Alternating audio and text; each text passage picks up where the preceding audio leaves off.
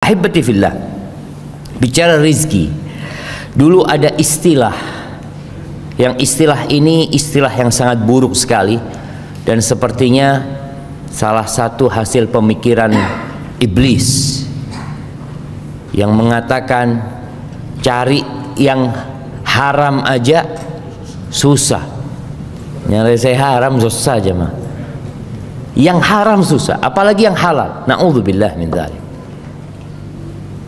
Ini satu ungkapan yang menunjukkan keputusasaan dia dan buruk sangkanya dia sama Allah Azza wa Jalla. Maka sebagian orang itu berpikir, kalau saya Islamnya Islam beneran, repot nyari rezeki, Ustaz. Ini tak boleh, itu tak boleh. Tapi kalau kita ya menutup mata satu, insya Allah banyak rezeki. Nah, ini juga pandangan yang keliru. Rasulullah sallallahu alaihi wasallam mengatakan, inna ruhal qudus nafatha fi ru'i.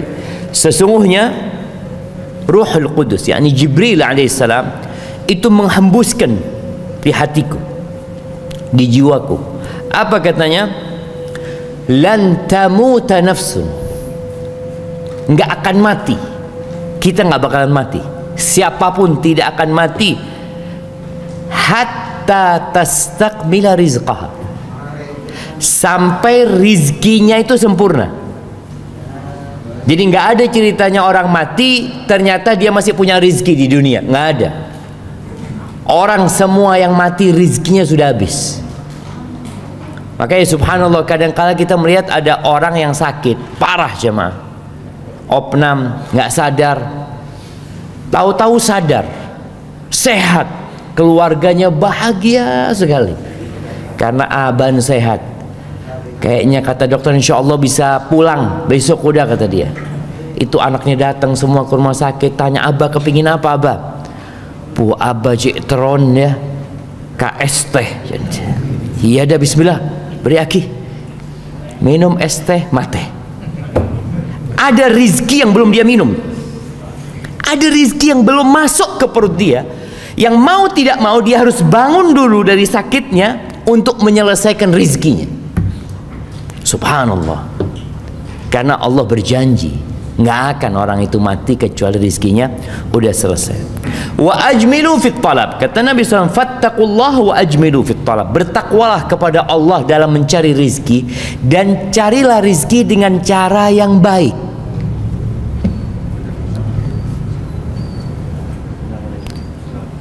Ya perlu belajar berarti kita. Kalau bicara cari rezeki dengan cara yang baik, beremajaran Ustaz.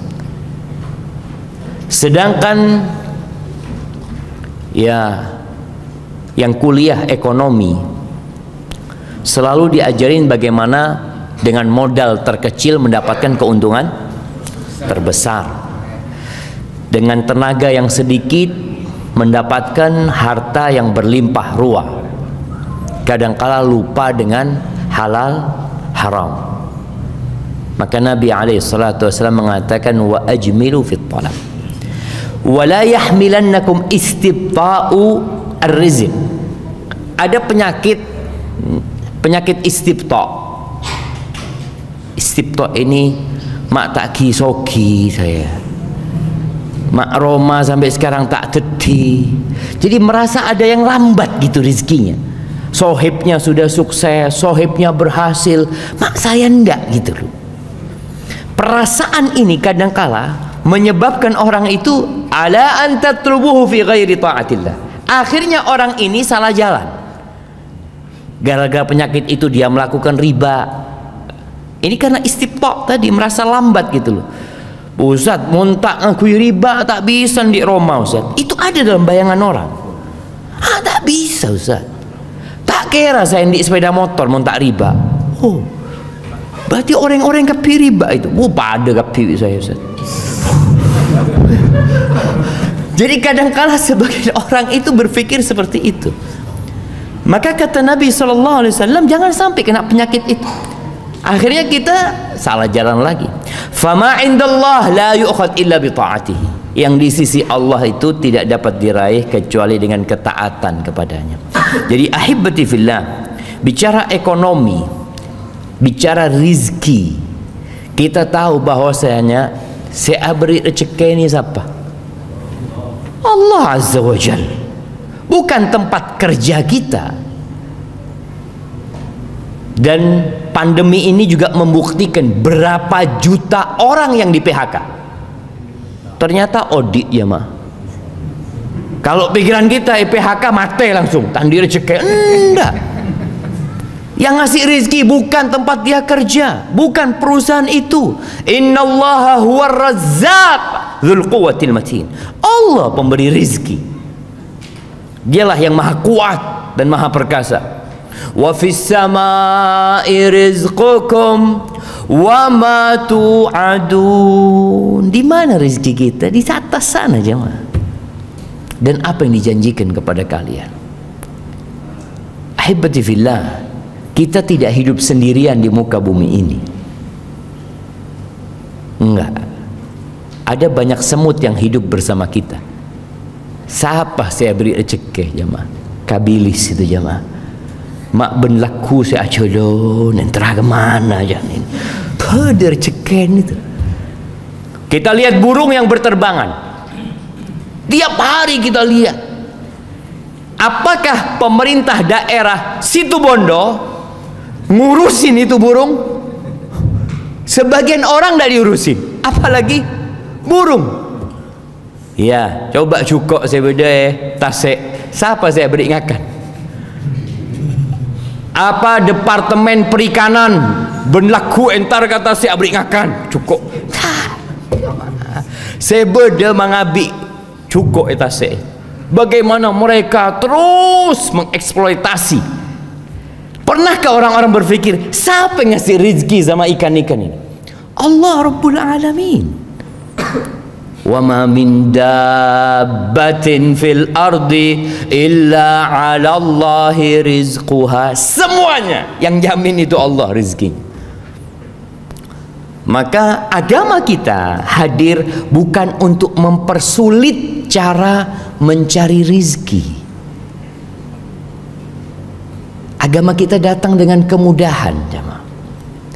Inna hadzal din yusr. Agama ini mudah, benar-benar mudah kata Nabi SAW. Wa ma ja'ala 'alaikum fid dini min haraj.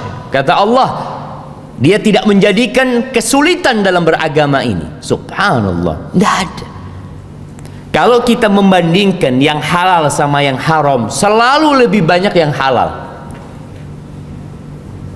Cobalah entar ke pasar, siapa kasih fulus 1 juta, belikan 10 barang haram di pasar patokan sini. Kira-kira dia datang bawa berapa barang yang haram? Apa yang ada di pasar saya haram jemaah? Babi mungkin? Tidak ada. Tak ada babi. Terus darah dede. Lambuk waktu saya mondok itu. Entar ke pasar benda besar. Yang nama nak kena pondok pas abrung. Beda hati jemaah. Beda hati jangan. Sengak itu benda hati itu. Subhanallah. Itu satu. Terus apa lagi jemaah? Khamar mungkin. Ya. Terus apa lagi? Sulit kita cari barang haram. Sulit. Coba. Tapi saya haram ini banyak pesen Ustaz. Ingat sabu-sabu. Sabu-sabu ini 1 gram berapa? Lebih larang dari emas kan jemaah. Nah, disinilah godaannya manusia. Pada hakikatnya yang halal itu banyak, yang haram itu sedikit. Karena hukum asalnya segala sesuatu itu halal kecuali yang ada dalil yang mengharamkan. Dan kita tahu doa yang sering dibaca Nabi SAW. Apa doanya jemaah? Yang sering dibaca Nabi SAW. Rabbana atina fid dunya hasanah. Islam ini bukan hanya berbicara kebahagiaan di akhirat, berbicara surga nanti, bicara kebahagiaan di dunia juga. Bahkan doanya beliau sebelum minta surga, sebelum minta diselamatkan dari api neraka, Rabbana atina fid dunya hasanah wa fil akhirati hasanah wa qina adzabannar. Kalau kita lihat, doa ini mengandung 3 unsur. 2/3 akhirat, 1/3 dunia. Tapi secara realita, apakah 2/3 waktu kita buat akhirat kita, yang 1/3 buat dunia, atau semuanya buat dunia, mun bede bekto, baru urusan akhirat? Kayak kajian, insya Allah kalau ada waktu saya mau datang kajian. Bos itu tandi bekto, boh fulus Ustaz, ngare fulus. Ya hibati fillah. Dan bicara rizki pula, sebelum kita lahir, sebelum kita lahir sudah ditentukan sama Allah. Maka bagaimana kita bingung jemaah, tatkala rizkinya sudah ditentukan? Ketika umur kita 120 hari, iya 4 bulan, Allah kirim malaikat untuk menulis. Apa yang ditulis? Rizkinya, ajalnya. Yang ketiga, syaqiyun aw sa'id, dia termasuk orang yang berbahagia atau orang yang menderita dan sengsara hidupnya. Dulu orang jahiliyah itu kadangkala membunuh anaknya. Karena apa? Karena takut anaknya makan sama orang tuanya. Orang tua kadang-kala mikir, ana Ustaz, ana ini dimakan sendiri aja nggak cukup Ustaz, berema mun endi anak. Kan orang berpikir, berema saya ini akan sipi tak cukup Ustaz. Makanya orang-orang jahiliyah dulu membunuh anaknya. Allah mengatakan, wala taqtulu auladakum min imlaq au khasyata imlaq, dalam ayat lainnya. Jangan kalian bunuh anak kalian karena kelaparan. Jangan pula karena khawatir kelaparan. Allah mengatakan, nahnu narzuquhum wa iyyakum. Ketika bicara khawatir kelaparan, Allah katakan, kami yang kasih rizki sama anak-anak kalian, bukan kalian yang kasih rizki sama anak-anak kalian. Kami, kata Allah Azza wa Jalla. Dan kalian pun makan rizki dari Allah Azza wa Jalla. Maka subhanallah, bicara rizki ini, di dalam hadis Nabi SAW mengatakan, lau anna ibna Adam haraba min rizki kama yahrubu minal maut la adrakahu rizkuhu kama yudrikuhul maut. Andai kata manusia ini lari dari rizkinya seperti larinya dia dari kematian, kita akan takut bi mate. Kalau ada orang yang lari dari rizkinya sebagaimana lari dari kematian, maka rizkinya akan mendapati dia sebagaimana kematian akan mendapati dia. Subhanallah, orang Islam itu seharusnya hidupnya tenang. Bicara bagaimana cara mencari rizki, bismillah. Jemaah, ada sebuah kitab kecil ya, karya Syekh Dr. Fadl Ilahi Zahir, dengan judul Mafatihur Rizqi fi Dhaw'il Kitab was Sunnah, tentang kunci-kunci rizki dalam bimbingan Al-Quran dan Sunnah. Kebanyakan kita berpikiran rizki itu karena kita bekerja, mon ta'alako tak oleh. Rizki itu ada dua, rizki yang mencari kita dan rizki yang kita cari. Rizki yang mencari kita contohnya apa? Beda saya telepon, Kak Abbas, Masya Allah, Bas saya transfer 50 juta hadiah, Masya Allah. Kan tak esare itu jemaah. Hadiah itu ada yang nyari hadiah jemaah. Tahu-tahu kita di rumah ada yang naruh roti. Assalamualaikum. Subhanallah jemaah. Anak kalau inget ini ya, kemarin hari apa? Ada yang ketuk rumah jam 2 siang. Anak capek, nggak bisa bangun. Aduh, nggak tahulah siapalah. Subhanallah. Pas mau sholat asar ada roti digantung di pintu. Nggak ada yang ngambil jemaah. Arti kalau rizki kita akan sampai. Jadi ada rizki yang mencari kita. Enggak warisan. Dicari apa mencari warisan jemaah? Mak tak temate abah ini ya. Ada ceretan. Bicara. Tahu-tahu anaknya mati duluan sebelum bapaknya. Banyak kayak gitu kita lihat. Yang dia berharap pembagian rizki tapi ternyata dia mati duluan. Jadi ada rezeki yang memang kita nggak bisa mencarinya, dicari sama rezeki itu. Ada rezeki yang diusahakan. Tapi ada beberapa cara mencari rezeki selain usaha. Usaha kita diperintahkan nama Allah Azza wa Jal. Allah mengatakan, "Huwallazi ja'ala lakumul arda dhalulan famshu fi manakibiha wa kulu min rizqi." Kita diperintahkan untuk berjalan di muka bumi ini, keluar dari rumah, alako, kerja apa aja. Kita diperintahkan sama Allah. Bahkan selesai sholat Jumat, apa kata Allah Jalla Jalaluh? Fa idza qudiyatis shalah fantashiru fil ard wabtaghu min fadlillah wadhkurullaha katsiran la'allakum tuflihun. Kalau selesai Jumatan ngapain? Tetap duduk di masjid, awirid sampai lakuna? Enggak, kata Allah. Silahkan kalian keluar dari masjid. Silahkan. Nganu apa? Wabtaghu min fadli, mencari karunia Allah. Tadi ada rezeki yang harus diusahakan. Alako orang itu. Wadhkurullaha katsiran. Tapi jangan lupa, kalian harus sering ingat sama Allah.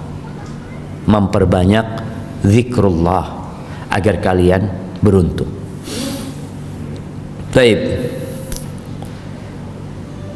Di sini disebutkan ada 10 kunci rizki, atau anak tambahkan 11. Yang pertama, istighfar dan tobat. Yang kedua, bertakwa kepada Allah.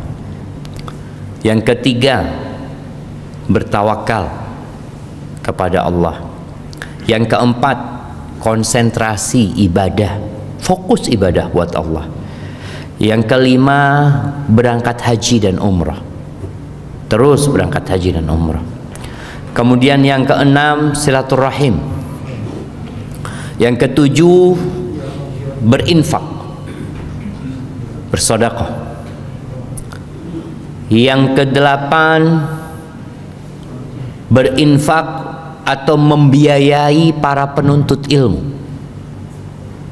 membiayai, memberikan beasiswa kepada para penuntut ilmu agama. Yang kesembilan, berbuat baik kepada orang lain, khususnya orang-orang yang lemah. Yang kesepuluh, beliau menyebutkan hijrah di jalan Allah Jalla Jalaluh. Dan yang ke-11, berdoa, memohon kepada Allah Azza wa Jalla.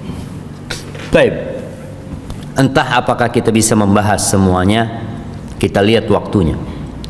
Yang pertama, kalau bicara istighfar dan bertobat, apa artinya istighfar? Memohon ampun, bertobat kepada Allah. Kalau istighfar itu astagfirullah, astagfirullah, astagfirullah. Bertobat itu ada syaratnya. Apa syaratnya tobat? Bukan sekedar ucapan, tapi harus ada penyesalan atas dosa yang dilakukan.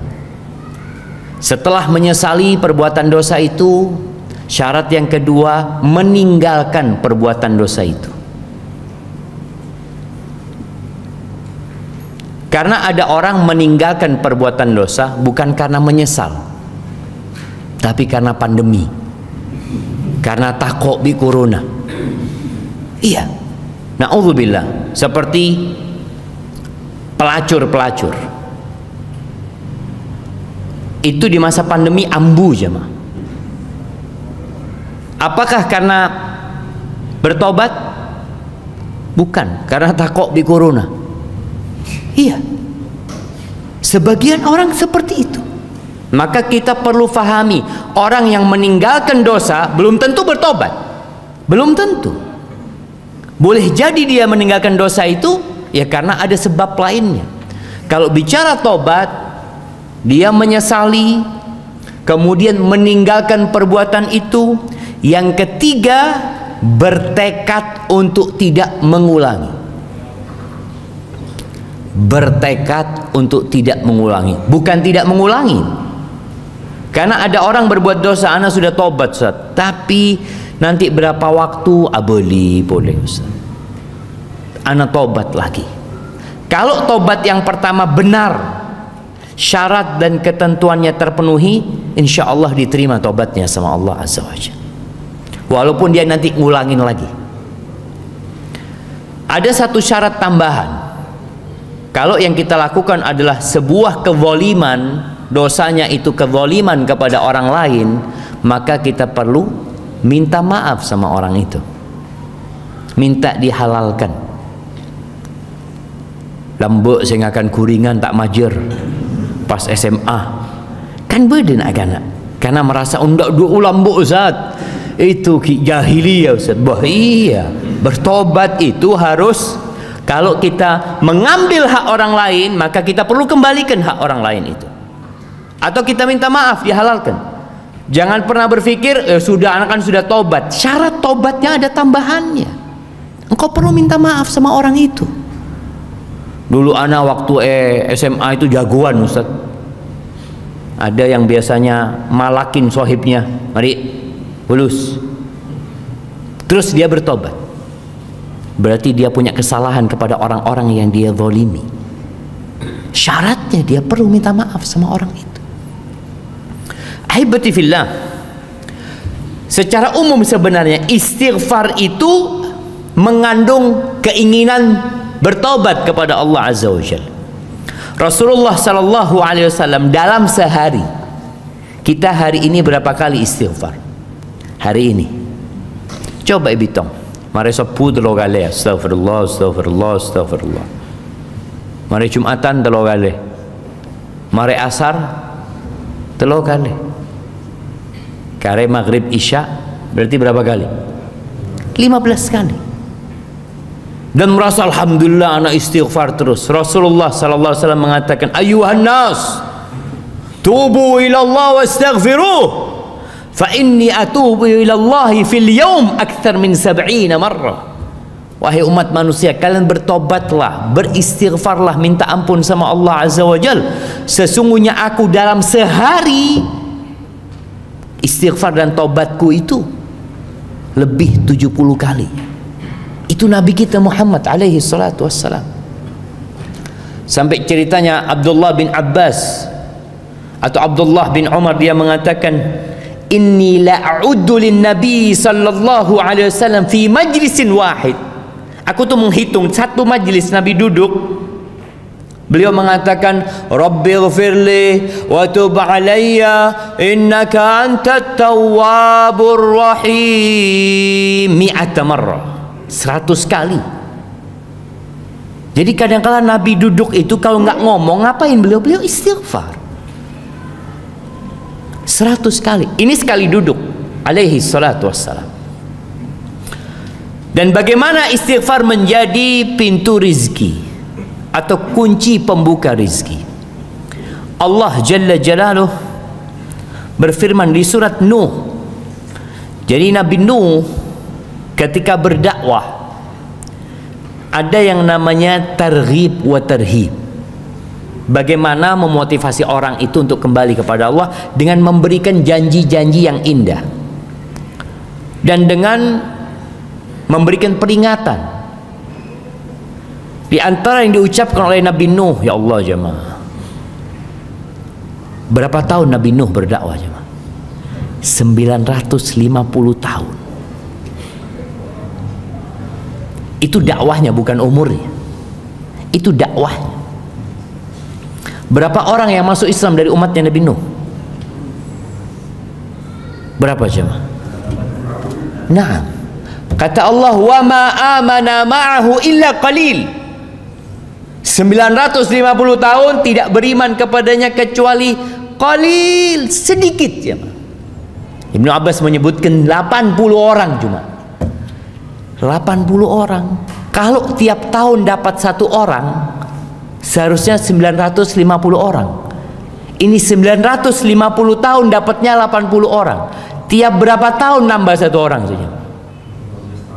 15 tahun kira-kira. Allahu Akbar. Di antara yang Nabi Nuh katakan kepada mereka di surat Nuh ayat 10 sampai 12, faqultu astaghfiru rabbakum innahu kana ghaffara. Aku katakan kepada mereka, wahai Rabbku, minta ampunlah kalian kepada Rabb kalian. Allah itu Maha Pengampun. Allahu Akbar. Iya, di antara nama Allah itu Ghaffar, Ghafur, Ghafiridz dzamb wa Qabilit taub. Wallahi kalau kita datang menjumpai Allah dengan sepenuh bumi ini dosa, lalu kita minta ampun, diampuni enggak sama Allah Azza wa Jalla? Diampuni. Maka Nabi Nuh berusaha untuk menyentuh hati orang-orang yang sudah ratusan tahun menolak dakwahnya. Kalian minta ampun, Allah ampuni dosa kalian. Bagaimana Amr bin As ketika dia masuk Islam? Amr bin As ini termasuk tokoh yang menghambat jalannya dakwah sebelum dia masuk Islam. Sampai ketika sahabat Nabi hijrah ke Habasyah, Amr bin As datang ke Najasyi. Dia meminta kepada Raja Najasyi untuk mengembalikan orang-orang muslimin ke Mekah. Itu Amr bin As. Sampai seperti itu jahat. Ketika dia masuk Islam, dia mengatakan kepada Rasul SAW, ya Rasulullah, aku mau masuk Islam tapi punya syarat. Apa syaratmu? Syaratku Allah ampuni yang telah berlalu. Subhanallah. Takut Amr bin As. Mun saya masuk Islam, tulisan saya pak kune catet saya lambek. Ya dia tahu dia punya dosa besar gitu. Maka Nabi SAW mengatakan, awa alimta ya Amr annal Islam yajubbu ma qablah wa taubata tajubbu ma qablah. Amr, kau tahu nggak Islam itu menghapuskan yang dulu? Jadi nol ketika kau masuk Islam, dan taubat itu menghapuskan yang telah lalu. Kemudian kata Nabi Nuh, yursilis samaa alaikum midrara. Allah akan kirimkan kepada kalian air hujan yang terus-terusan dan bermanfaat buat kalian. Itu kalau kita banyak istighfar, Allah kirimkan air hujan. Situ Bondo ini termasuk yang jarang hujan. Sebagian kita Ustaz, memang daerahnya jarang hujan. Yang punya situ Bondo siapa? Allah Jalla Jalaluh. Allah yang mengatur rezeki itu. Minta sama Allah dengan istighfar, Allah kirimkan air hujan. Wa yumdidkum bi amwal wa banin. Bukan cuma air hujan, Allah akan limpahkan kepada kalian harta. Dengan istighfar, Allah akan tambahin harta kalian dan anak-anak kalian. Wa yaj'al lakum jannatin wa yaj'al lakum anhar. Allah akan buatkan buat kalian taman-taman, kebun-kebun, sungai-sungai. Itu janji Allah Azza wa Jal. Wallah la yukhliful mi'ad. Dan Allah tidak pernah ingkar janji. Ahibati fillah, disebutkan bahwa Umar bin Khattab, ana izin minum dulu jemaah. Bismillah.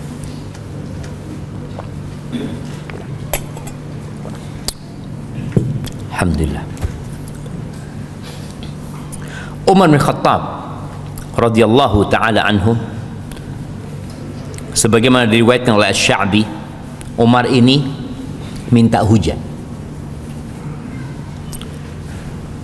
falam yazid 'alal istighfar hatta raja. Apa yang dilakukan Umar? Dari mulai keluar rumahnya sampai dia ke tempat sholat istisqa, yang dilakukan Umar cuma istighfar. Astaghfirullah, astaghfirullah, astaghfirullah, terus.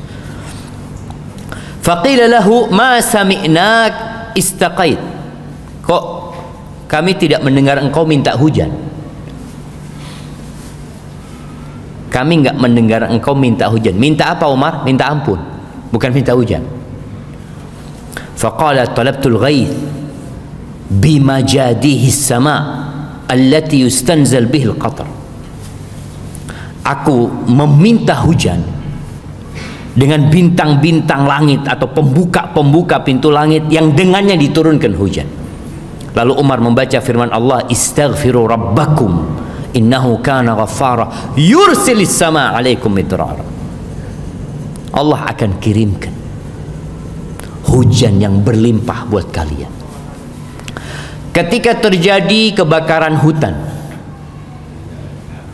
banyak manusia berpikir bagaimana mematikan api tersebut dengan cara, Masya Allah, anak ingat di Riau itu pemerintah itu bikin parit jemaah. Jadi supaya apinya ini tidak nyambung gitu loh jemaah, tidak membakar hutannya. Akhirnya dibikin parit. Kalau ada air kan tidak bisa api itu. Allah kirimkan angin, apinya dibawa angin. Entara kemana? Ada yang bikin hujan buatan. Pakai apa? Pakai pesawat, pakai helikopter ya, atau garam atau apa kata mereka yang di awan itu. Masya Allah, dente beda angin. Awannya pergi ke tempat lain, hujannya bukan di situ, tempat lain. Kita harus sadar, Allah huwar razzaq. Allah yang ngasih rezeki, Allah yang menurunkan hujan. Nah, itu Umar bin Khattab. Bagaimana dia beristighfar ketika dia minta hujan. Al-Imam Al-Qurtubi menyebutkan cerita dari Ibn Sabih bahwa ada seorang yang mengeluh kepada Hasan Al-Basri, seorang tabi'in. Dia mengeluh kemarau panjang. Faqala lahu istaghfirillah, kau minta ampun sama Allah. Mengeluh kenapa? Kemarau, disuruh minta ampun. Wa syaka akhar ilaihil faqr, satu lagi ngomong, aku nih miskin, sulit hidupku, ekonominya benar-benar berat. Apa kata Hasan Basri? Istaghfirillah. Datang lagi satu orang mengatakan kepada Hasan Basri, ud'ullah ayyarzuqani waladan, doakan, mohonkan sama Allah agar Allah memberikan anak kepada aku. Faqala lahu istaghfirillah. Kata Hasan Basri, istaghfirillah, mohon ampun sama Allah. Yang terakhir datang mengatakan, kebunku ini kekurangan air, jadi pohon-pohon udah mulai mati, layu. Istaghfirillah, engkau minta ampun sama Allah. Akhirnya orang-orang mengatakan, gimana engkau?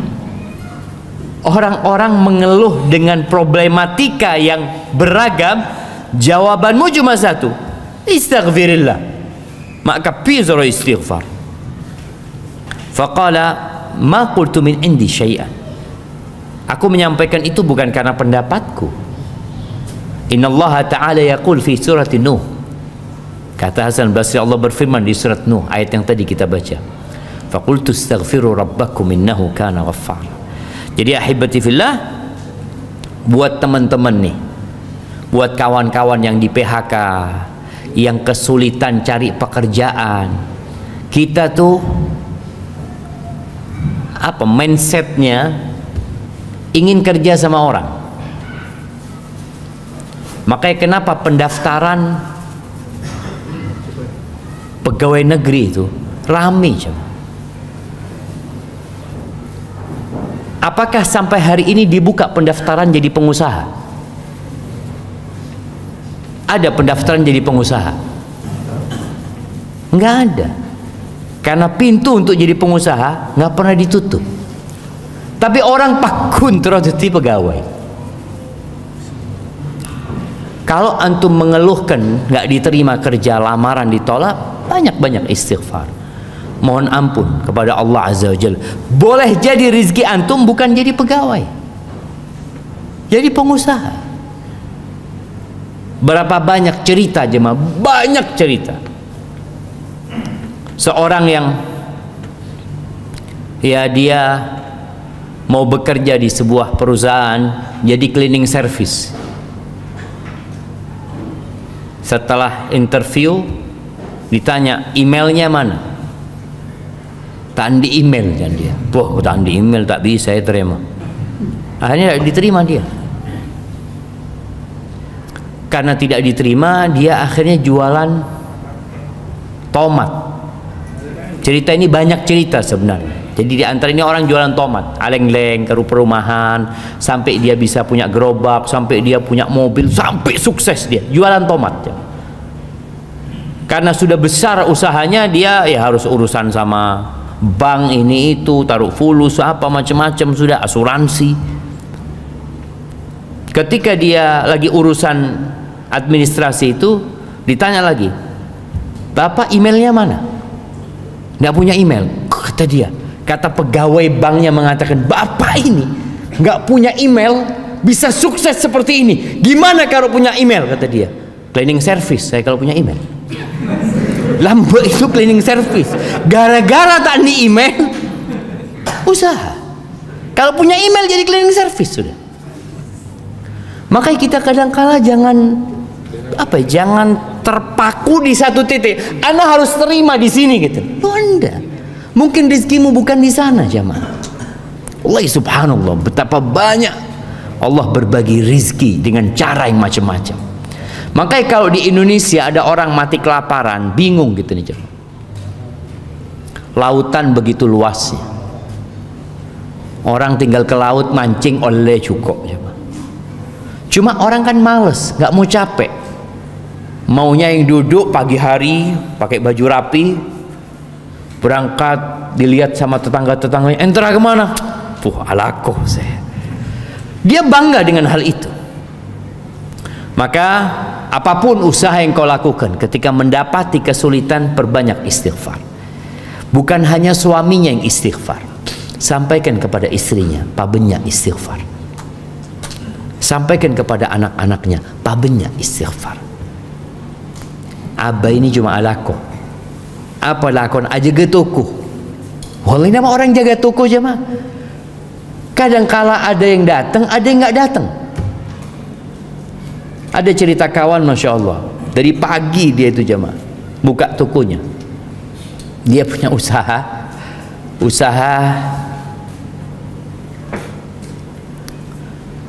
ngepres ya, ngepres pelek-pelek yang apa? Yang ketabrak apa gitu ya. Dia cerita sama Ustaz, ana nunggu dari pagi Ustaz. Biasanya jam 5 ana tutup Ustaz. Tidak ada orang datang Ustaz. Jam 5 itu ana mau tutup, datang orang. Bisa ngepres kata dia. Apa ana ngomong, sampean sing tak enteni. Dia nunggu rezeki datang jemaah. Apa yang bisa dilakukan? Pada masa penantian rezeki itu perbanyak istighfar. Bener main game.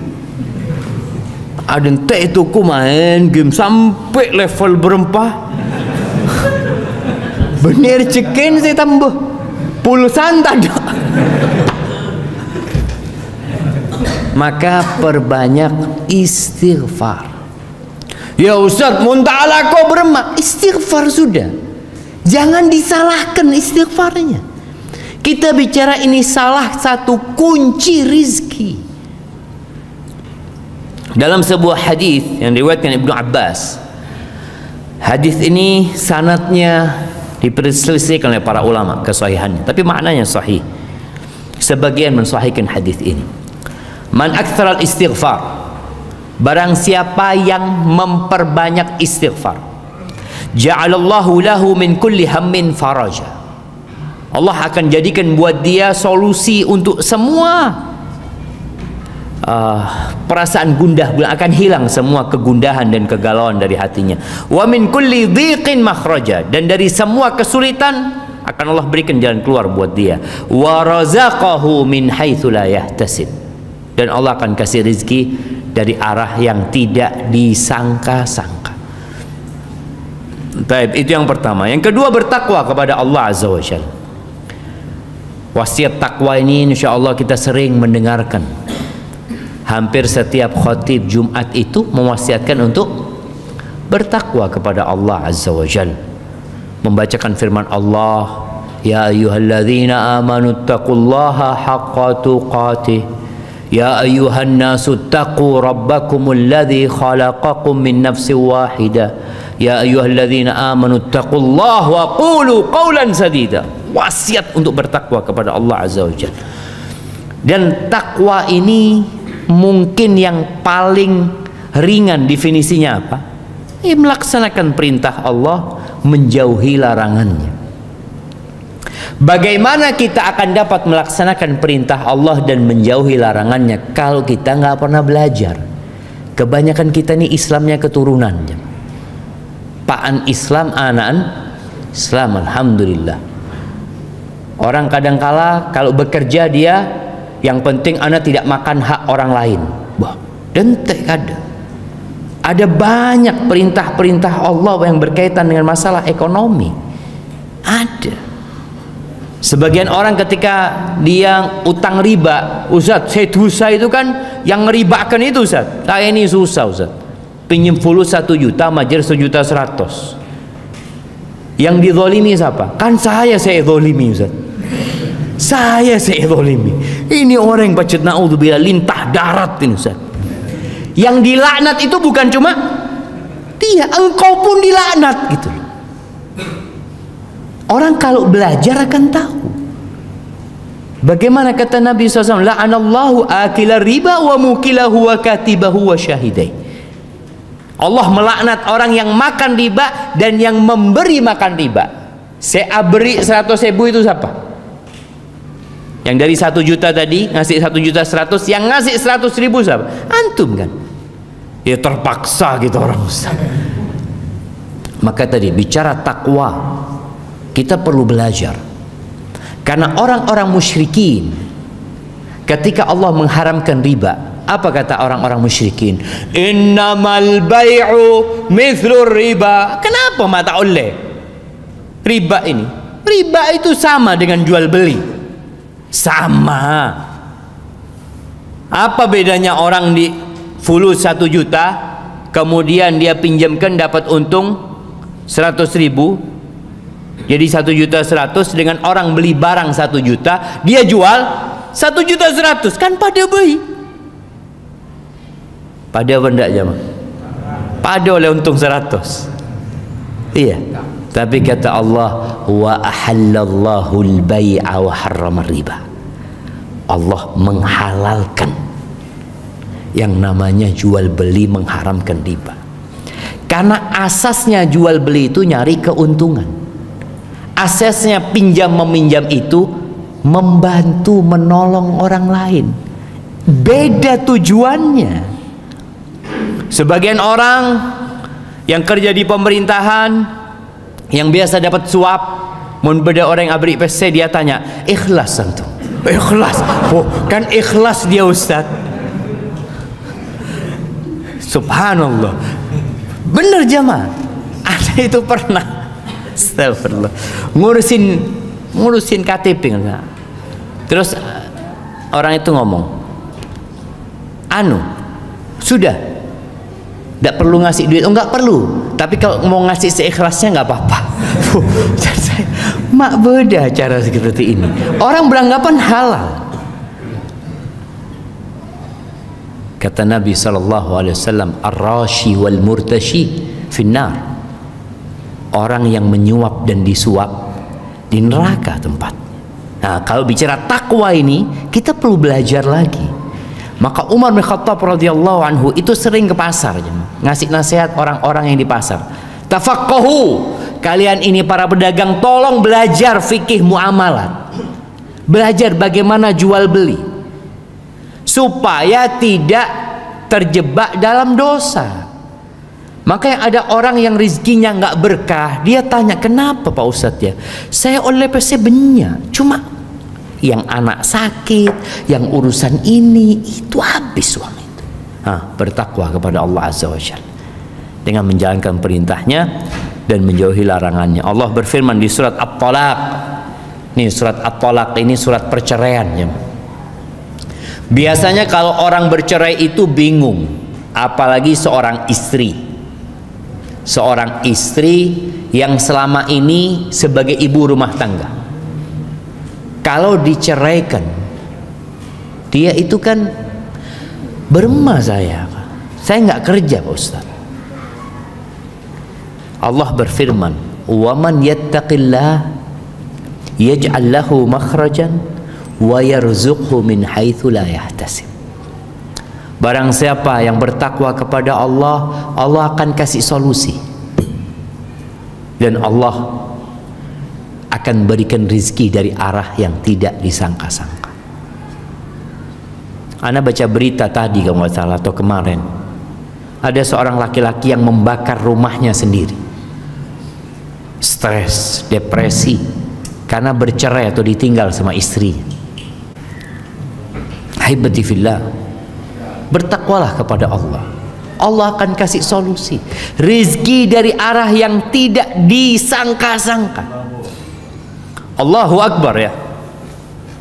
Bagaimana kalau kita melihat di masa pandemi ini orang-orang yang kesulitan secara ekonomi, tapi tahu-tahu Allah bukakan pintu rizki yang lainnya buat dia. Anak punya usaha tutup Ustaz gara-gara PPKM Ustaz, tapi alhamdulillah Ustaz, bedewi rezeki itu Ustaz. Masya Allah. Hadal yakin bahwasanya yang memberikan rezeki adalah Allah Jalla Jalaluh. Ahibati fillah, itu bicara skala personal ya, bicara skala negeri. Kita kalau melihat Indonesia ini ya sedih kalau bicara pertumbuhan ekonomi ya, begitu rendahnya. Kemudian kalau melihat utang-utang yang terus bertambah,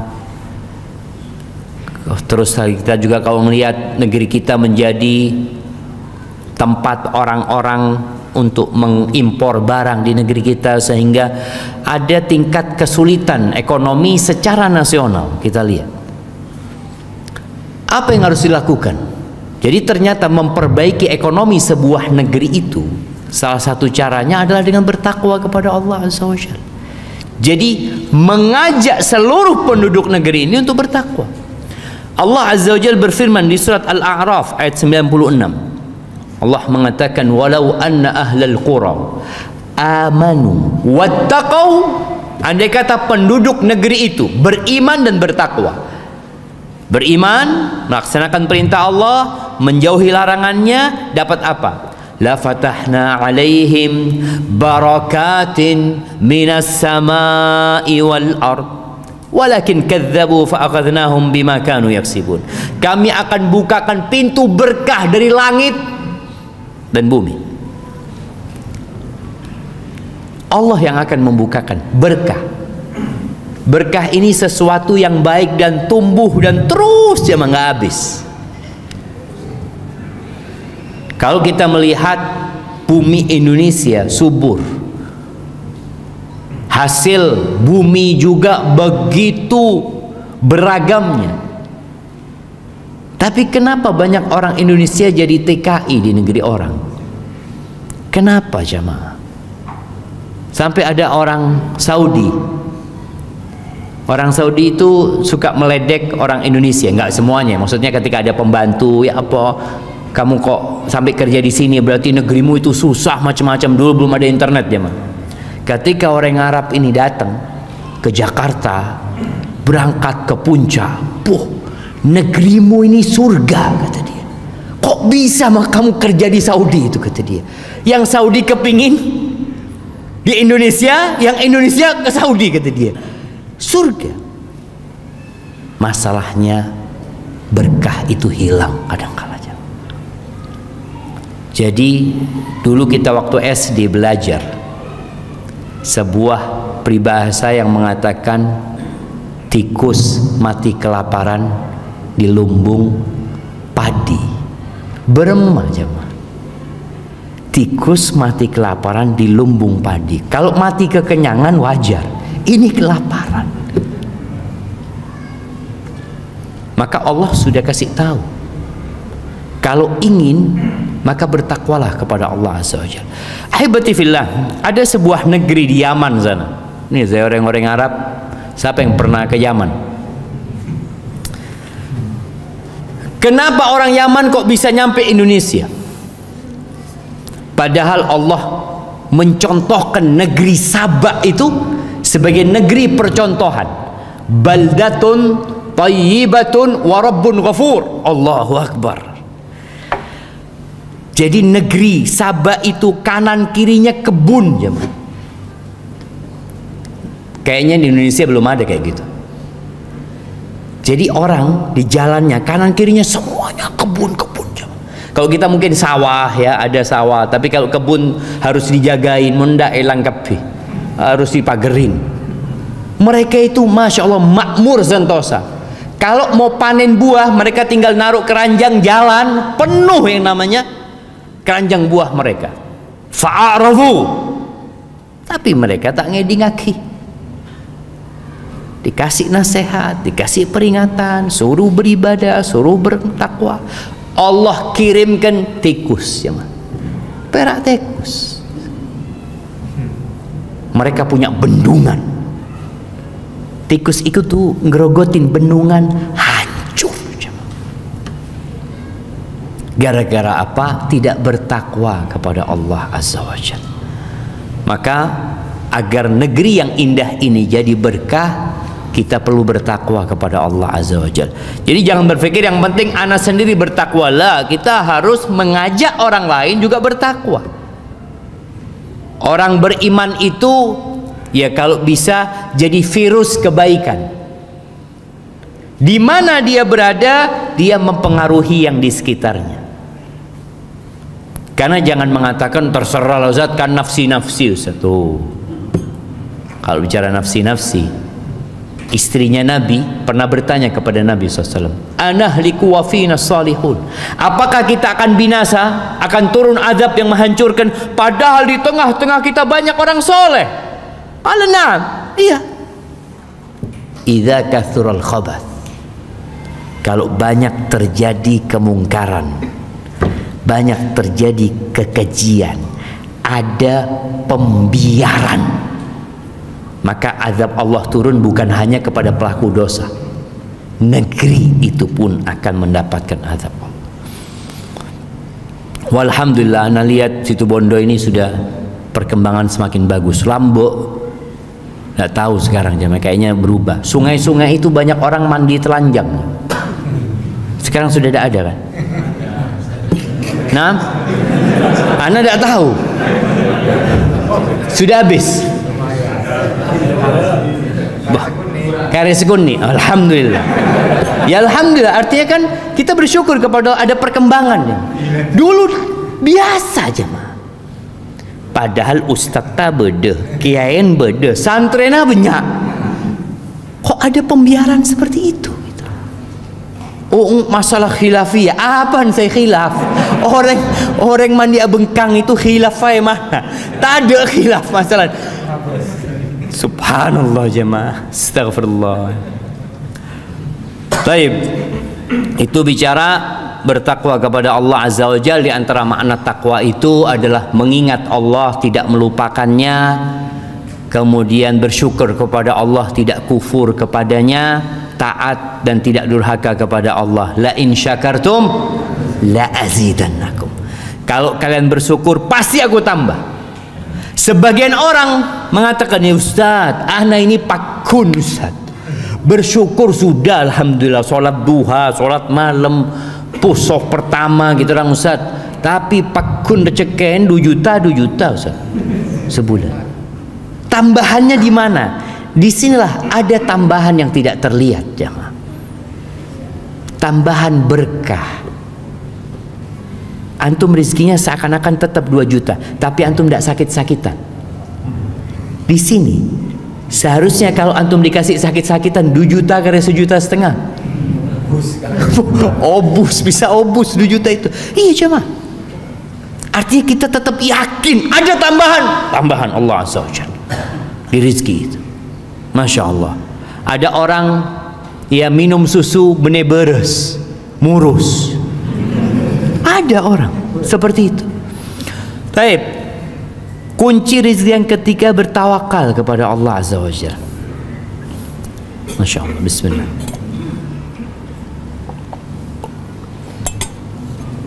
Alhamdulillah. Apa artinya tawakal? Kalau kita melihat definisi tawakal, para ulama itu memberikan, Masya Allah, macam-macam. Tapi intinya bergantungnya hati kepada Allah, yakin sama Allah, athiqatu billah wal i'timad alaih, yakin sama Allah dan menyerahkan sama Allah, serahkan sama Allah. Itu yang namanya tawakal. Tawakal ini amalan fisik apa amalan hati? Amalan hati. Maka jangan ditabrak-tabrakan sama usaha. Tawakal, ya sudah saya tawakal itu ala Allah ta'ala kok. Wah, enggak. Tawakal itu amalan hati. Walaupun engkau punya uang 1 miliar, jangan tawakal kepada uangmu. Jangan mau aman kita yang berada tabungan 1 miliar. Oh, itu berarti mulai bergantung kepada fulusnya.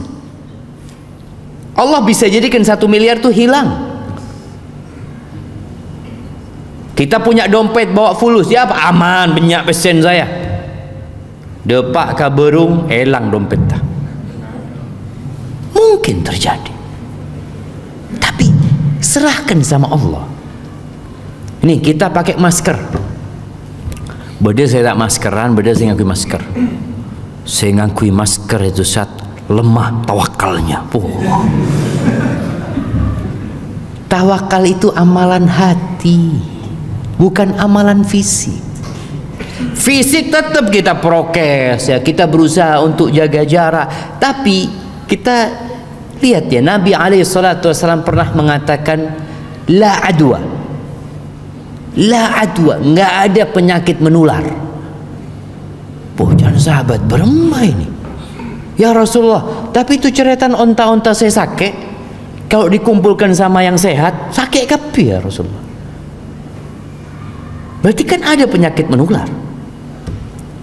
Kata Nabi SAW, waman yu'dil awal. Siapa yang membuat yang pertama terpapar penyakit itu? Ya Allah, kata dia. Yang kedua pun Allah. Jadi penyakit itu bukan pindah dengan sendirinya. Mau-maunya dia, saya mau pindah gitu. Enggak. Makanya kadang-kala kita ngelihat ada orang satu mobil, satu positif COVID, yang lainnya enggak jamaah. Mak bisa kata dia. Karena Allah yang memindahkan itu penyakit. Disinilah bicara masker itu usaha kita, tapi hati kita tetap bergantung sama Allah Azza wa Jalla. Ada orang yang terlalu bergantung sama prokes. Ini cerita sohib di Jakarta. Ingat awal-awal COVID itu orang mau belanja ya, seram apa? Disinfektan ya, ini itu tak keluar rumah ya betul. Ini orang Masya Allah nggak pernah keluar rumah. Kalau belanja online, dikirim ke rumahnya, suruh pergi, setelah itu disemprot jamaah. Semprot, sudah baru mereka makan. Satu keluarga positif COVID ya. Mereka sampai bingung, beremah ceretan dari mana COVID ini. Kadangkala kita terlalu percaya dengan prokes, hatinya diprokes. Seharusnya tubuh kita diprokes, hati kita sama Allah Azza wa Jalla. Masya Allah. Anak kemarin sempat usaha bawang, nanam bawang ya. Ada satu sahib, Ustaz, bagus nih Ustaz, prospeknya dia. Mari bismillah jangan saya. Akhirnya taruh fulus, dia cerita kayak gini Ustaz. Zen anak ngomong bismillah. Pas panen jamaah, datang Ustaz. Tidak seperti bayangan ternyata. Ya sudah berempat. Itulah jemaah, kita itu jangan terlalu yakin sama usaha kita. Kalau hitung-hitungan kan, oh hitung-hitungan insya Allah ini, Masya Allah. Ada satu sahib lagi, dia habis modal 10 juta, untung 48 juta jemaah. Tanam bawang, Masya Allah jemaah. Akhirnya dia nyewa lahan lebih besar lagi, ada persen tapi karena dia terlalu yakin sama usahanya, lupa sama Allah Azza wa Jal. Tawakal. Maka Allah Azza wa Jal mengatakan, wa man yatawakkal 'ala Allah fa huwa hasbuh. Barang siapa yang bertawakal kepada Allah, maka Allah yang akan mencukupinya. Bagaimana Nabi alaihi salatu wasallam bersabda dalam hadis yang diriwayatkan oleh Imam Ahmad, "Lau annakum tawakkaluna 'ala Allah haqqa tawakkulihi la razaqakum kama yarzuqut tayr taghdu khimasan wa taruhu bitana." Kalau kalian bertawakal kepada Allah dengan sebenar-benarnya tawakal, bukan ngomong di lisan. Orang kan bisa ngomong bismillah tawakkaltu 'ala Allah, lisannya ngomong, tapi hatinya wallahu a'lam. Kalau kalian bertawakal kepada Allah dengan sebenar-benarnya tawakal, pasti Allah akan kasih rizki kepada kalian seperti Allah ngasih rizki kepada burung. Bukan burung yang dipelihara jemaah, burung Singapura itu. Taghdu, pagi keluar lapar burung itu jemaah, sore kenyang. Pernah nengku manuk ketik di kulkas jemaah. Di kulkas, di gudang beres ada. Tidak ada. Burung itu kulkas nggak punya, tabungan nggak punya. Aduh, mau tabungan Ustaz, jangan manuk. Kita ini wallahu a'lam lakun apa katanya besok. Tapi dia usaha. Pagi keluar. Apa ditanya burung itu, kerjanya apa burung ini? Ngelamar kerja di mana? Ya enggak, pokoknya dia keluar nyari lako. Dan ternyata Allah kasih rizki. Apakah kita sudah tawakal seperti itu? Bukan berarti kita nggak boleh menabung, boleh menabung. Ingat, tolong digaris bawahi, tawakal ini amalan hati. Usaha menabung ya. Kemudian kita mungkin punya celengan masa depan, nggak ada masalah, fadl. Rasulullah Sallallahu Alaihi Wasallam itu ketika perang Uhud, beliau pakai baju besi 2. Ini ana contohkan kepada teman-teman yang bicara vaksin. Sebagian nggak mau vaksin, tidak apa-apa, tidak mau vaksin. Tapi vaksin ini seperti baju besi. Nabi SAW pakai baju besi. Apakah Nabi nggak tawakal? Tawakal beliau, hatinya tawakal. Apakah kalau pakai baju besi nggak terluka? Nabi terluka Sallallahu Alaihi Wasallam. Perang Uhud itu sampai patah gigi Nabi SAW, sampai berdarah. Gelang-gelang baju besi itu masuk ke pipi Nabi alaihi salatu wassalam. Tapi itu sebagai bentuk perlindungan kita. Sisanya serahkan sama Allah Azza wa Jalla. Ketika Nabi hijrah, kenapa Nabi tidak hijrah langsung keluar dari Mekah di siang hari? Nabi sembunyi di Gua Thur 3 hari 3 malam. Apakah beliau nggak tawakal? Beliau tawakal, tapi itu salah satu bentuk usaha. Allah ingin mengajarkan kepada umat manusia agar mereka terus berusaha. Allah boleh dan bisa memindah Nabi alaihi salatu wasallam dari Mekah ke Madinah naik buraq, bisa, tapi tidak. Ini untuk menunjukkan tetap kita usaha dan hati kita berserah diri kepada Allah Jalla Jalaluh. Baik, ahibati fillah. Kemudian yang keempat, tafarruq, fokus ibadah. mengkosongkan diri untuk beribadah kepada Allah Azza wa Jalla. Apakah maksudnya kita toju masjid malolo menyendiri beribadah kepada Allah? Bukan. Ada sebuah hadis ya, yang Rasul sallallahu alaihi wasallam mengatakan, innallaha ta'ala yaqul, sesungguhnya Allah berfirman. Apa kata Allah? Ya ibna Adam, wahai anaknya Adam, tafarragh li ibadati, engkau fokus ibadah kepadaku. Amla sadraka ghinan, aku akan penuhi dadamu dengan kekayaan.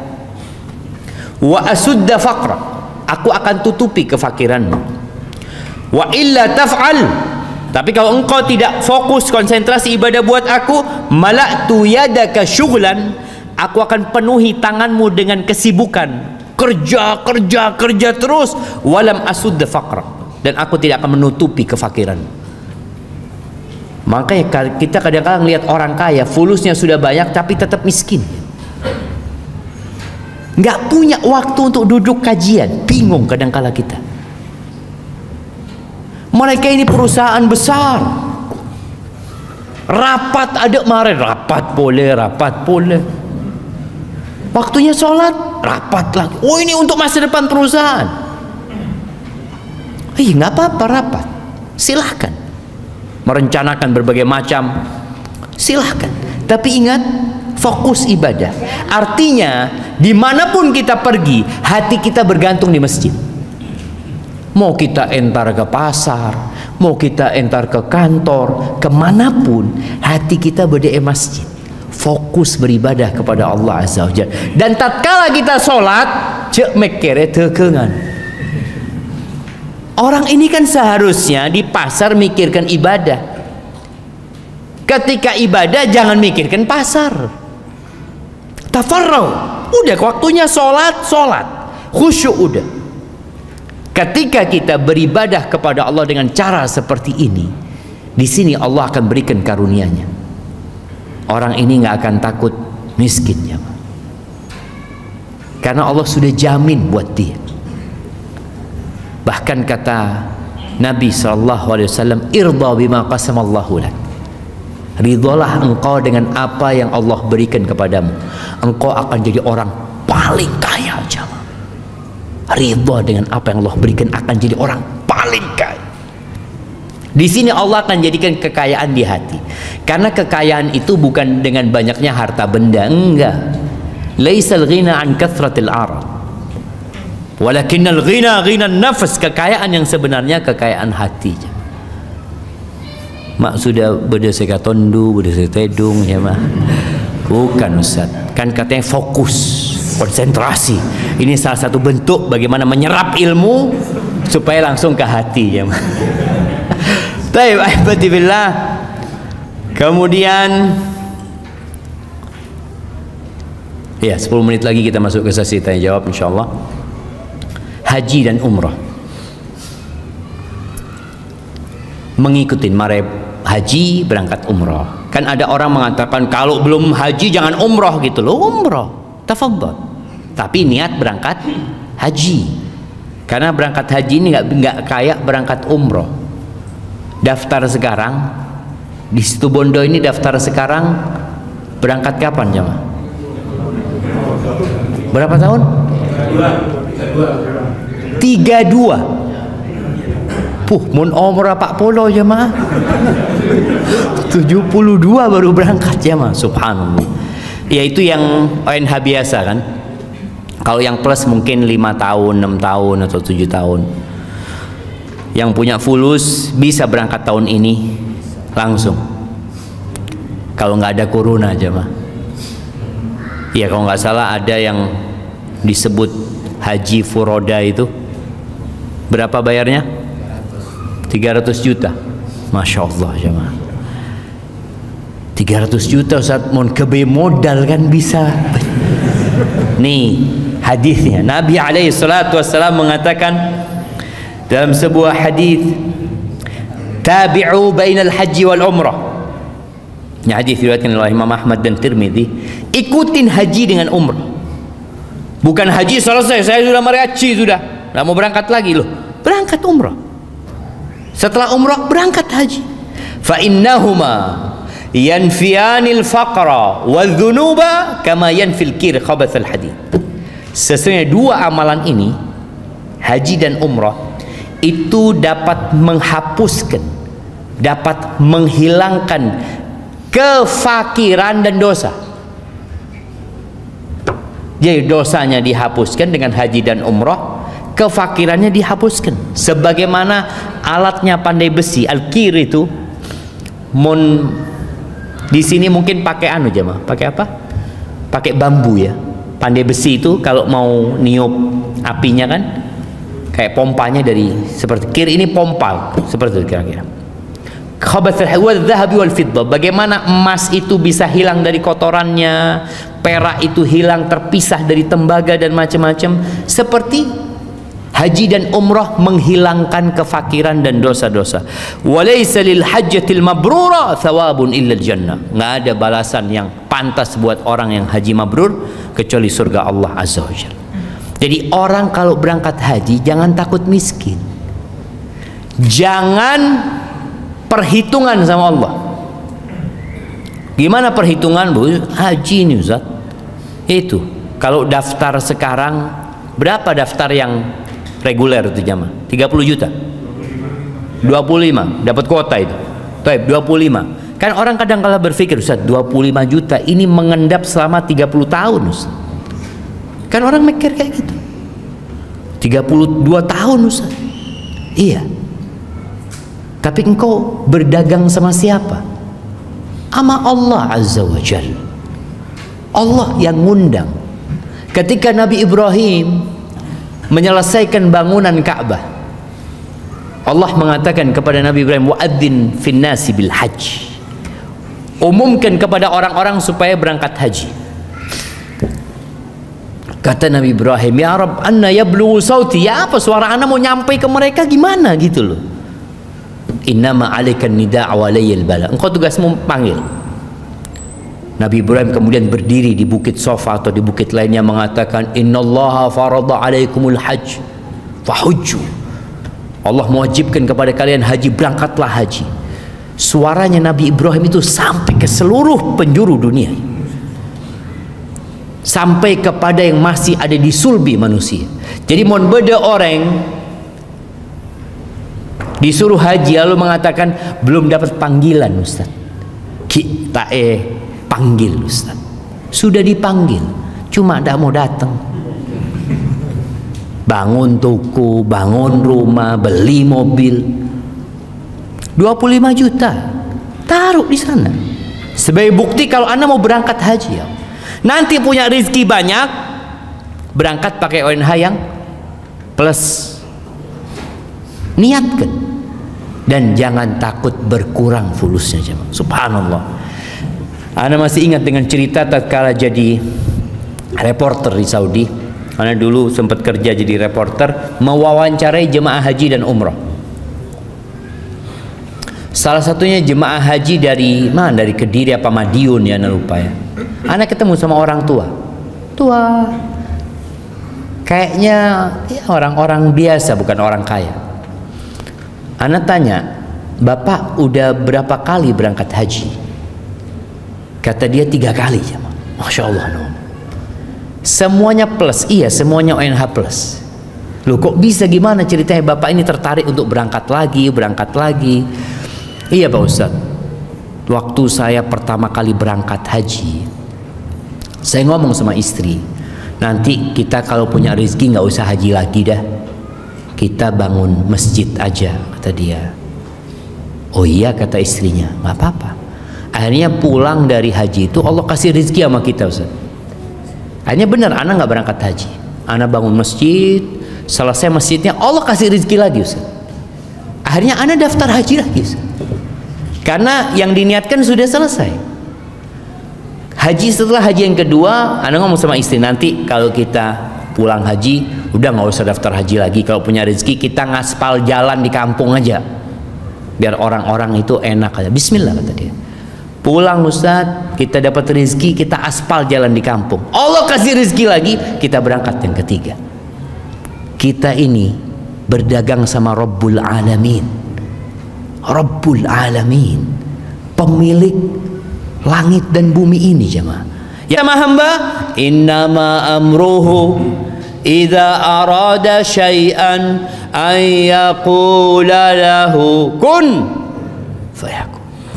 Baik, barakallahu fik. Mungkin itu yang dapat Anda sampaikan. Kita masih sisa berapa jemaah? Sisa 5 lagi. Insyaallah mudah-mudahan kalau ada waktu Anda datang lagi ke Situ Bondo, kita masuk ke sesi tanya jawab. Anda persilahkan kepada moderator.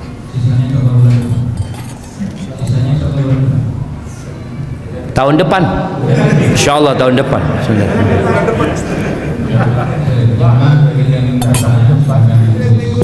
Tunggu, mic-nya itu kok nggak jelas? Jelas ya mas suaranya? Hah? Enggak jelas. Hah?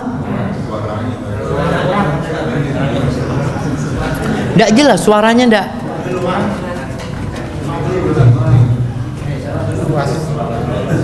Jamaah yang ingin bertanya silakan dituliskan di kertas, nanti silakan ke panitia atau langsung ke dalam meja Ustaz.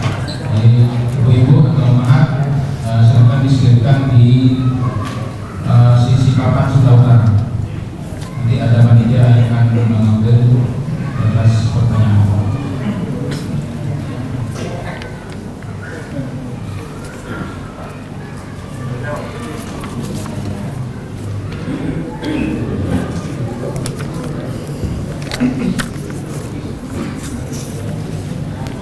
Nah, ini udah ada beberapa pertanyaan yang masuk. Ana akan bacakan yang pertama. Assalamualaikum Ustaz. Waalaikumsalam. Apakah tambahan rizki karena sebab istighfar sudah termasuk dalam rizki yang sudah ditentukan dan ditetapkan oleh Allah sebelumnya? Jamaah rahimakumullah, kita itu tidak tahu dengan rizki kita.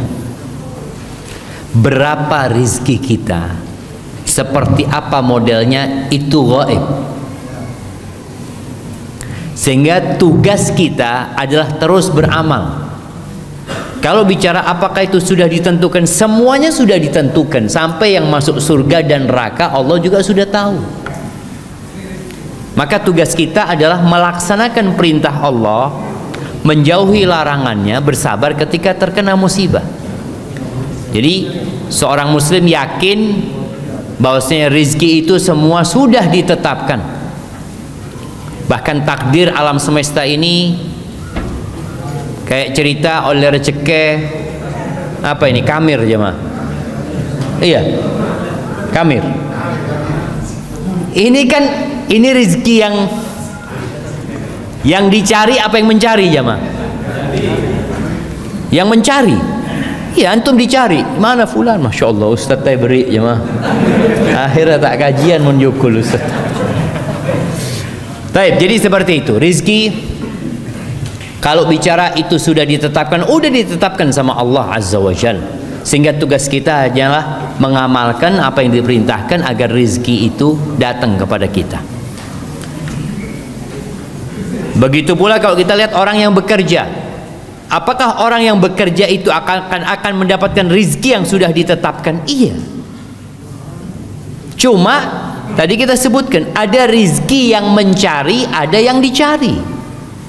Maka di sini ada rizki yang datang dari arah yang tidak disangka-sangka.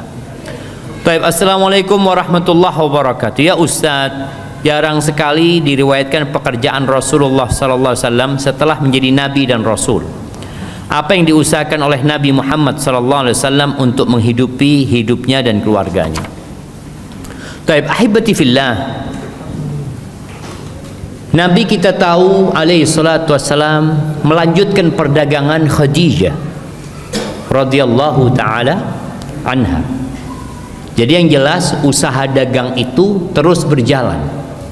Setelah Nabi menikah sama Khadijah, sebelum menikah kan menjalankan usahanya Khadijah. Ketika menikah, maka itulah yang terus dikembangkan sama Nabi alaihi salatu wassalam. Kemudian kalau bicara usaha Nabi yang lainnya, Nabi dapat pembagian harta rampasan perang. Dapat dari khumus. 1/5 itu yang dikhususkan buat Nabi, yang memang Allah khususkan untuk dibagikan kepada keluarga Nabi, orang-orang miskin. Nabi punya hak dari 1/5 harta rampasan perang. Maka Nabi punya bagian umpamanya Fadak. Di Fadak di Khaybar itu ada tanah yang menjadi milik umat Islam. Kalau Khaybar dibagikan kepada umat Islam, tapi ada Fadak yang diberikan kepada Nabi alaihi salatu wassalam. Dari sanalah Nabi biasanya memberikan nafkah kepada istri-istrinya. Dan biasanya beliau memberikan nafkah itu boleh jadi 1 tahun jamaah. Jadi bukan bulanan.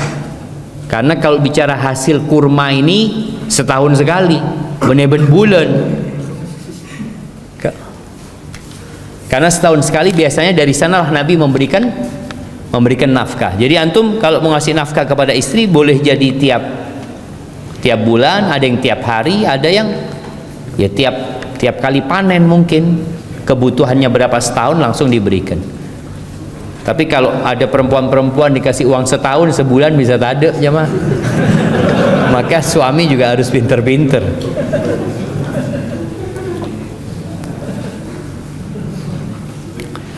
Ada yang berkata anak termasuk rezeki. Jika benar, bagi yang belum punya atau ingin punya anak juga bisa melalui solusi yang telah Ustaz jelaskan. Naam jamaah. Sebagaimana tadi ceritanya Hasan Al-Basri, ketika ada orang yang mengeluh nggak punya anak, maka disuruh istighfar. Dan kita tahu bagaimana para nabi itu diuji nggak punya anak. Nabi Ibrahim. Jadi kalau yang bertanya ini baru menikah 10 tahun, baru menikah 20 tahun nggak punya anak, baru itu. Nabi Ibrahim punya anak pertama disebutkan umurnya umur 86 tahun. Punya anak yang bernama Ismail. Nabi Zakaria, beliau berdoa minta anak tentunya sejak menikah, sampai rambutnya menyala dengan uban, sampai tua renta. Beberapa tafsir menyebutkan umurnya 99 atau 100 tahun.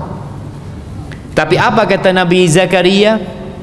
Allah mengatakan di surat Maryam, wa ya apa ayatnya? Kaf ha ya ain sad dzikru rahmati rabbika 'abdahu Zakaria idh nada rabbahu nidaan khafiya qala rabbi inni wahana al-'azmu minni washta'ala ar-ra'su shayba wa lam akun bi du'aika rabbi syaqiya.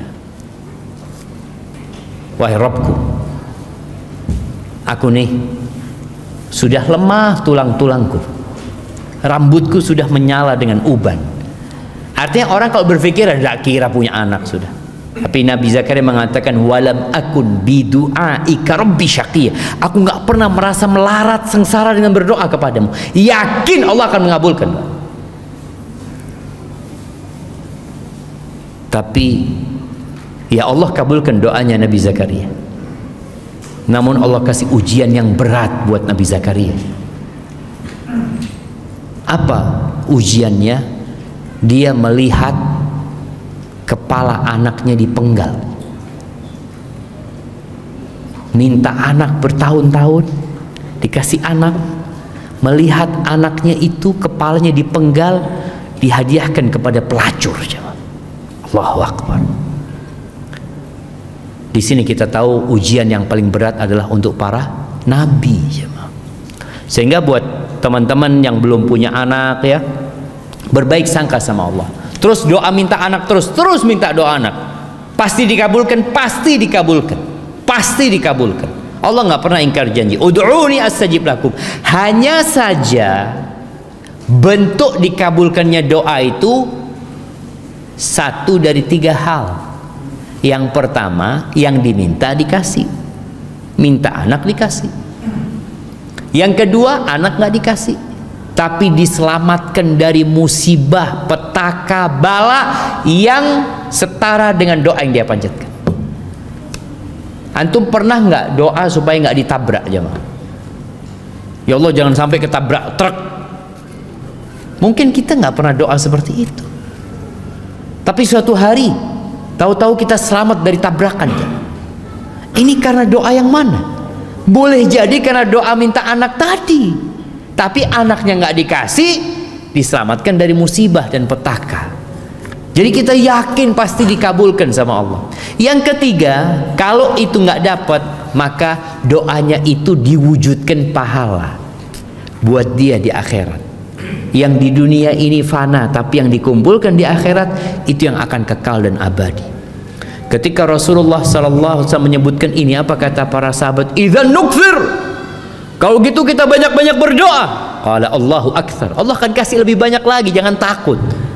Apa yang di tangan Allah itu nggak pernah berkurang jemaah. Subhanallah. Apakah ada hubungannya rizki dengan ujian? Iya, sangat erat sekali hubungannya. Karena hidup ini adalah ujian. Manusia itu tidak pernah keluar dari ruang ujian. Yang ada pindah ruangan. Jadi ujiannya terus. Pernah diuji kemiskinan, terus dikasih kaya, berarti diuji dengan kekayaan. Orang yang sakit diuji dengan sakit, yang sembuh diuji dengan kesembuhan. Karena Allah Jalla Jalaluhu mengatakan, wa nabluukum bisyarri wal khairi fitnah wa ilaina turja'un. Dan kami memberikan kepada kalian ujian. Bentuknya apa? Kebaikan atau keburukan. Itu ujian yang sebenar-benarnya. Cuma kebanyakan orang kalau dapat rezeki nggak ngomong diuji. Mohon sakit kita diuji sedang Ustaz. Padahal sebenarnya dapat rezeki pun diuji. Hasilnya ya kita lihat. Bagaimana Qarun ketika diuji dikasih rezeki yang berlimpah ruah, dia akhirnya jadi congkak, jadi sombong.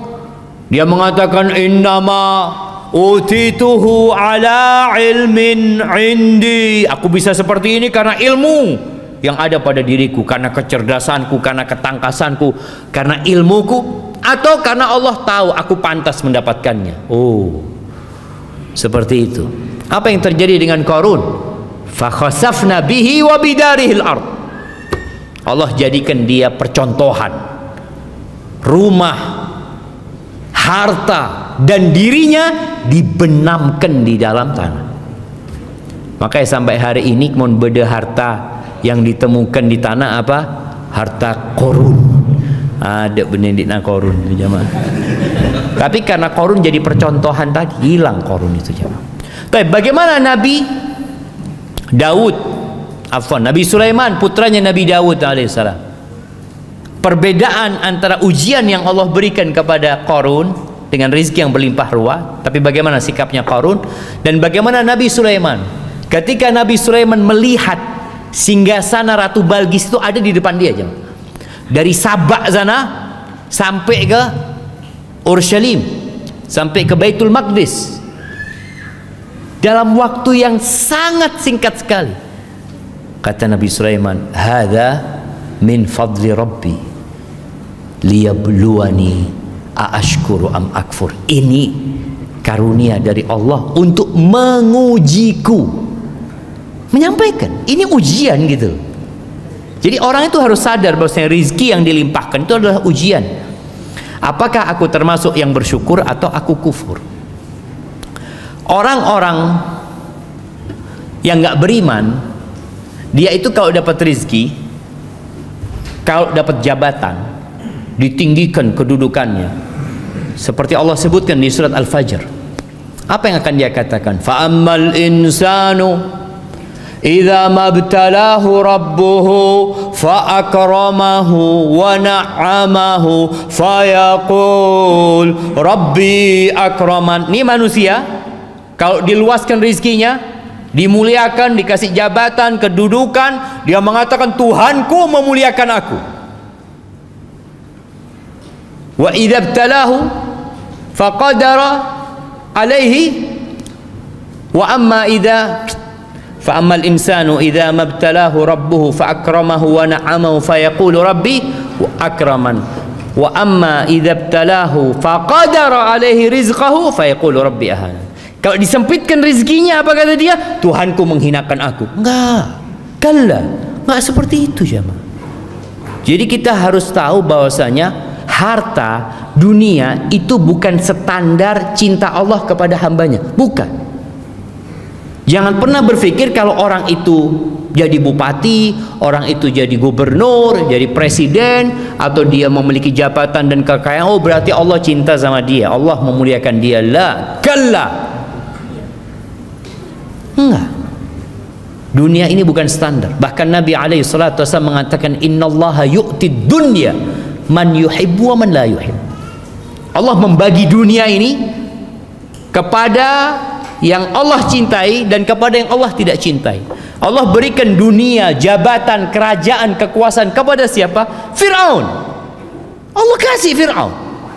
Bayangin bagaimana kerajaan Fir'aun, bagaimana sungai mengalir dari istana Fir'aun, bagaimana dia memiliki bala tentara dengan jumlah 600.000 tentara pada masa itu, Fir'aun. Dan bagaimana Nabi Musa alaihissalam hidup mengembala kambing 10 tahun. Nabi Musa mengembala kambing. Subhanallah. Jadi Allah itu berbagi dunia kepada siapa saja. Wala yu'til iman illa man yuhib. Tapi Allah tidak berbagi keimanan kecuali kepada orang yang Allah cintai.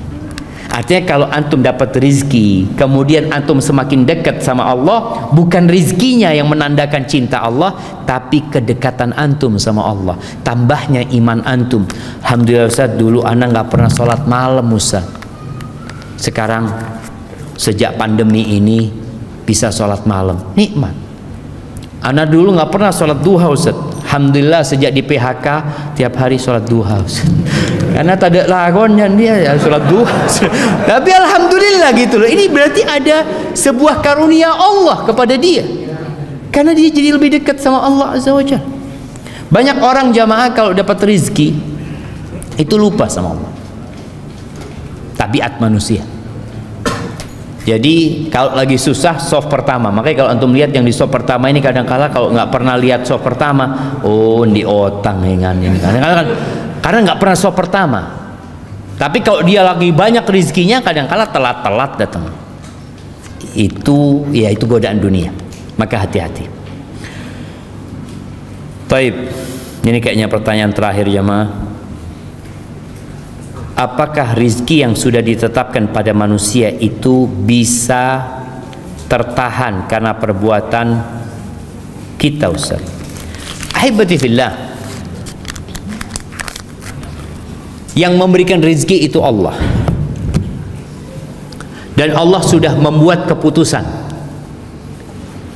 bagaimana rizki itu diambil. Maka kata Nabi SAW, sebagaimana Jibril menghembuskan di hati Nabi alaihi salatu wassalam, wala yahmilannakum istibta'u rizq. Jangan sampai perasaan lambatnya rizki, tertahannya rizki kita, akhirnya kita menempuh cara yang haram. Terus gimana? Karena yang di sisi Allah tidak dapat dicari, tidak dapat diraih kecuali dengan ketaatan kepada Allah Azza wa Jalla. Loh, tapi Ustaz, ana lihat fulan dengan cara yang haram pun banyak fulusnya. Iya, tapi dia nggak akan dapat berkah dari harta yang dia miliki. Nggak ada berkah aja. Antum melihat perampok sekali dapat berapa? 400 juta. Seminggu tak ada aja. Habis. Orang bisa hidup dalam setahun dengan gaji 2 juta sebulan, berarti setahun dia berapa yang dia habiskan? 24 juta. Ini 400 juta seminggu habis. Jadi dihalangi dari berkahnya rezeki tersebut.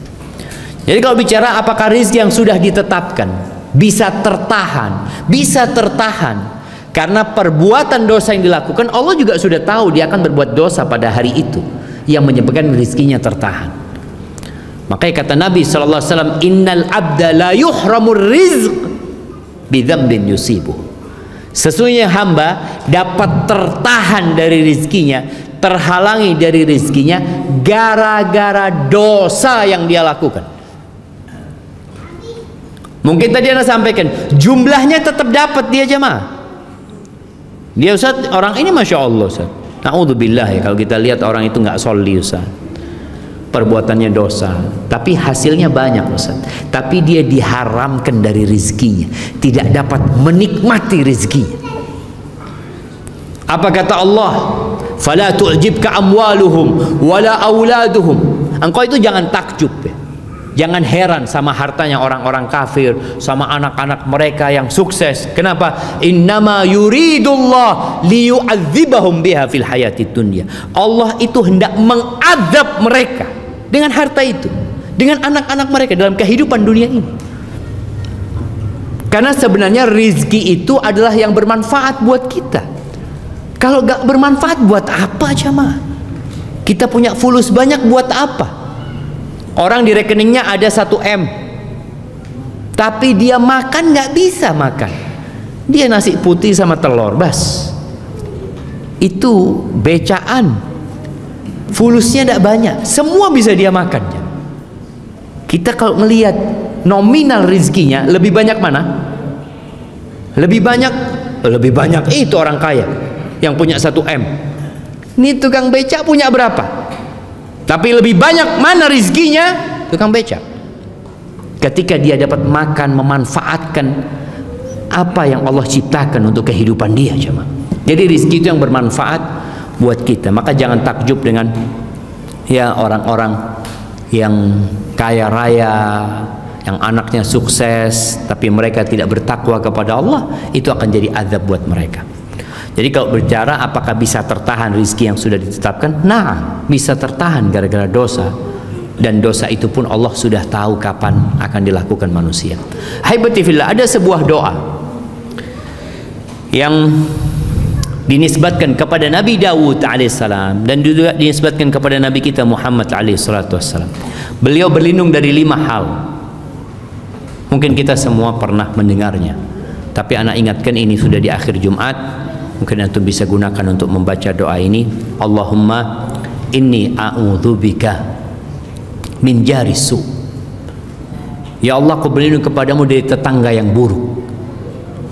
Dari tetangga yang buruk. Tiap hari kita kumpul sama dia, kita berlindung kepada Allah. Yang kedua, wa min zaujin tushayyibuni qabla al-masyib. Dan aku berlindung kepadamu ya Allah dari pasangan hidup yang membuatku beruban sebelum waktunya. Ada orang yang lihat ubannya belum waktunya sudah keluar semua, gara-gara istrinya kadang-kala. Iya, tuntutan ini itu macam-macam. Nabi berlindung. Yang ketiga, wa min waladin yakunu alayya rabban. Aku berlindung dari anak yang jadi penguasa atas orang tuanya. Jadi anak nyuruh-nyuruh bapaknya. Ada kan yang seperti itu. Jadi anak ini diperintahkan sama bapaknya ini disuruh-suruh sama anaknya, ibunya disuruh-suruh sama anaknya. Jangan sampai punya anak seperti itu. Yang keempat, wa min malin yakunu alayya adzaban. Dan aku berlindung kepadamu ya Allah dari harta yang jadi azab buat aku. Bagaimana jadi azab tadi? Kita kepikiran sama fulus ini, padahal kita nggak menikmatinya aja. Cuma jadi beban buat kita, nggak bisa tidur ini. Jangan sampai. Dan nanti pada hari kiamat kita akan dihisap dengan harta tersebut. Dan boleh jadi akan menyeret kita ke neraka. Yang kelima, wa min khalilin makir. Dan aku berlindung kepadamu ya Allah dari sahabat, dari teman setia yang pandai bermakar. Ainahu tarani wa qalbuhu yar'ani. Matanya selalu memperhatikan aku, hatinya terus mengawasi aku. In ra'a hasanatan dafanah. Kalau dia melihat kebaikan, dia tutupin kebaikan aku.